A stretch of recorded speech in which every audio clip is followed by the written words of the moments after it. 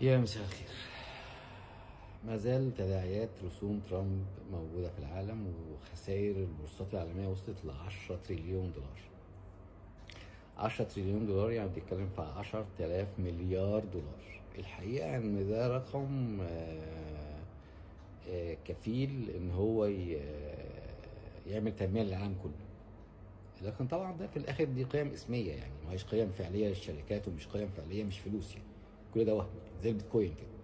تخيلوا ان امريكا وصلت لمرحله النصب، ان هي تعمل حاجه عمله مشفره، حاجه لا حد عارف مين اللي يعملها، ولا بيعملها ازاي، ولا بيعملها فين، ولا بتيجي ازاي، لو ما حدش عارف عنها اي حاجه، ويبيعوها للناس، والناس توصل ان هم ل 100,000 دولار في البيتكوين الواحد. يعني الحقيقه ان احنا عايشين في عالم من المهزله، لدرجه ان بعض الحكومات اللي مش عارفين حاجه عاملين ماكينات بيتكوين. يعني انت بتشتري الوهم بوهم لوهم من وهم، ما حد يعني كلها وهم في وهم كده فالحقيقه ان هم بيلعبوا بينا زي ما هم عايزين، بيلعبوا بالعالم كله زي ما هم عايزين. امريكا والشركات الامريكيه اللي بدات تعترض دلوقتي على ترامب ان هم ازاي هيتفق علينا رسوم، ودي شركات امريكيه اصلا، ان هم طالعين بره يشتغلوا في الصين ويشتغلوا في الهند وبنجلاديش، واحيانا في مصر، واحيانا في الدول الناميه دي، علشان العماله ارخص بكتير. لان العامل في الدول دي بيكلفهم حوالي من 3500 دولار ل 5000 دولار، بينما العامل في امريكا بيكلفهم 30,000 دولار في السنه. فطبعا فرق كبير جدا. فبالاضافه ان الحكومات علشان تجذب الاستثمارات دي باعتبارها استثمارات، اللي هم اصلا واخدين دمنا ومصين دمنا ودم الناس، وبياخدوا الفلوس وبعد كده يرجعها لنا تاني في صوره الاستثمارات، بتديهم تسهيلات في الايجارات وفي الطاقه وحتى في المواد الخام. وبالتالي الشركات دي مستفاده اكتر. يعني الشركات دي بتيجي تمص دم الناس، دم الشعوب في المناطق في الدول دي، وبترجع تاني تودي الفلوس لامريكا.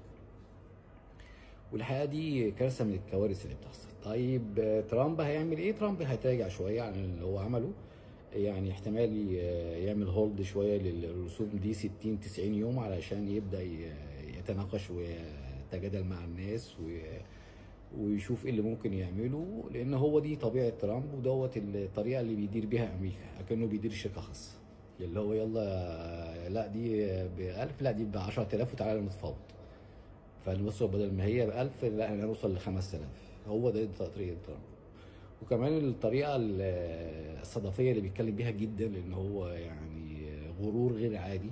وهتلاحظوا ان معظم احاديثه الصحفيه والقرارات بياخدها في الطياره، مش على الارض.